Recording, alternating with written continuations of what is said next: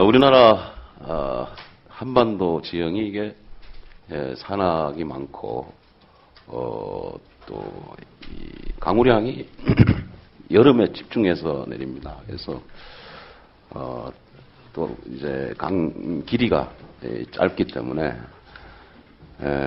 과거에는 이 홍수, 여름철의 홍수, 가뭄 이런 것들의 만성적인 이 재해를 안고 있었는데 수자원공사가 67년도에 설립됐죠. 그렇습니다. 수자원공사가 생기면서 대규모 댐을 건설하는 등 이 치수산업에 사실 상당한 기여를 한 것은 누구도 부인할 수 없는 사실입니다. 근데 이제 대규모 댐 건설이 이제 웬만큼 됐고 또 지난 이제 4대강 사업 뭐 이런 것들 이후에는 뭐 수조 원대 사업이 또 있습니까? 지금 댐 분야에는 그렇게 많지 않습니다. 예. 그렇지만 또 최근 5년간 보니까 500억 원 이상 공사는 꽤 많더라고요. 예, 그렇습니다. 여전히 이 수자원공사 사업이 단위 사업당 규모가 꽤 큰 편인데 그러다 보니까 계속 공사가 많죠. 계속 공사비. 예, 그렇습니다. 제가 도표를 하나 준비해 봤습니다.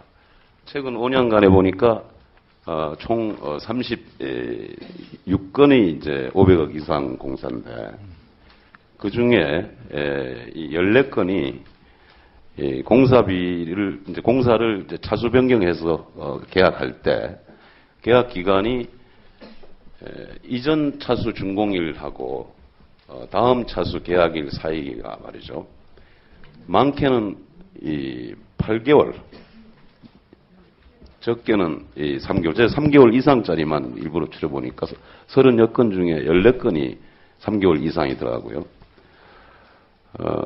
이렇게 차수 변경 계약을 하면서 1년에 뭐 한 60일 정도의 휴지기를 주는 거, 이거는 주로 이제 혹한기나 혹서기 때문에 이제 주로 사용하는 방법인데, 이렇게 긴 기간 휴지기를 적용하는 거는 왜 그렇죠? 네.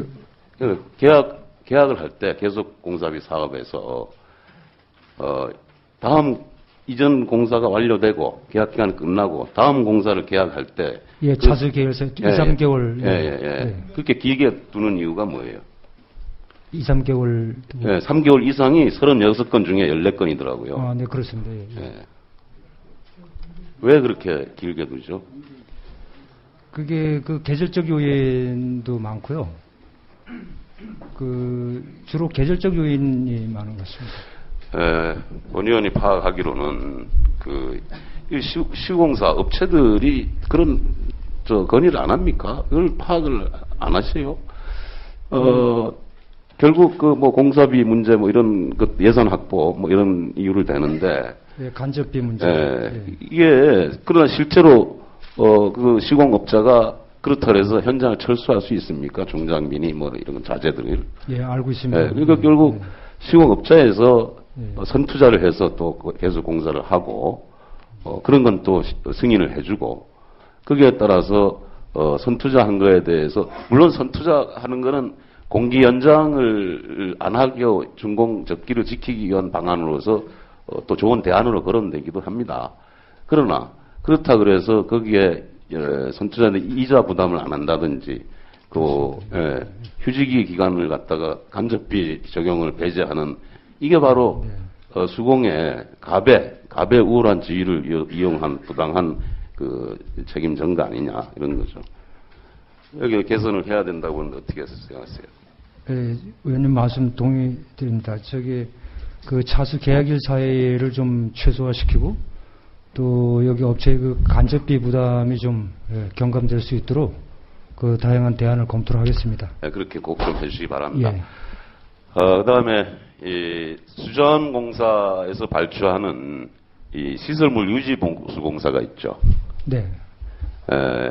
이것을 이제 입찰로주로 나가잖아요. 시설물 유지 보수공사. 네.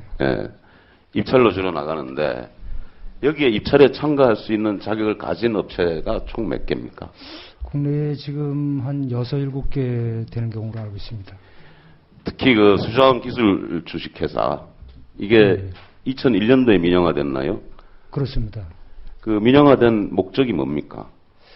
저희들 원래 수도 사업의 점검 정비는 사실 외주 자체가 어려운 부분입니다. 근데 과거에 저희들이 자회사로 경영하던 점검 정비 업체를 정부의 경영 효율화 계획 때문에 경영 효율화 때문에 그렇습니다. 네, 그다음에 네. 그 자유로운 시장의 막음으로써 예, 그렇습니다. 네, 기술력도 향상하고 예, 그렇습니다. 비용도 절감하고 하는 이런 이유 때문에 그런데 예.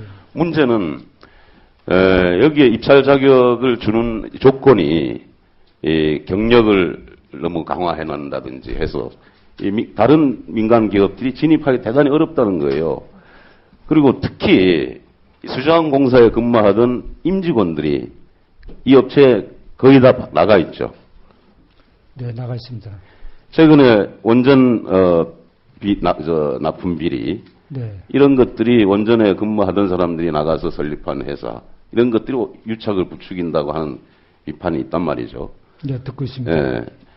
그래서 수자원공사 경우에도 이런 진입 장벽을 좀 완화해서 그야말로 자유로운 시장 경쟁에 맡겨야 된다고 보는데 어떻게 생각하세요? 알겠습니다. 아까 제가 지적을 드렸듯이 좀 물 관리에 대한 수자원 관리에 대한 철학부터 좀 정립을 하십시오. 그리고 소신을 가지고 발언을 하십시오. 왜 이렇게 앞뒤가 과거와 현재 이렇게 흐지부지해서 되겠습니까? 예. 67년부터 대한민국 치수 사업을 총괄해온 기관으로서 자존심도 없습니까? 좀 그런 점에서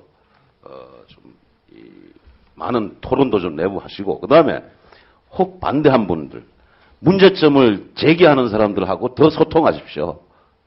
네. 예, 정면으로 받아들일 건 받아들이고 해결할 건 해결하고 예, 그렇게 해서 국민적으로 좀 안심을 시키게 앞장서서 노력 좀 해주십시오. 수자원공사가 또 신재생 에너지를 일정 부분 생산해야 되는 의무를 지고 있죠. 그렇습니다. 네.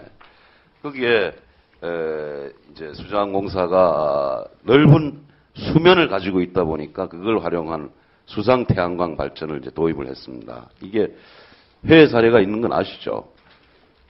해외 사례는 소규모로 있는데 그렇습니다. 저희들처럼 상용하는 건 저희들이 세계에서 처음이라고 소규모고 네. 수자원공사에서 야심차게 댐에 도입했는데 그래서 댐에 도입한 게 세계 최초입니다. 그렇게 홍보를 상용화시킨 하셨습니다. 것은 처음. 네. 네. 그다음에 세계 최대 규모로 한 것도 처음이고. 그렇습니다. 근데 이제 환경부에서 이걸 가지고 지금 제동을 걸고 있죠.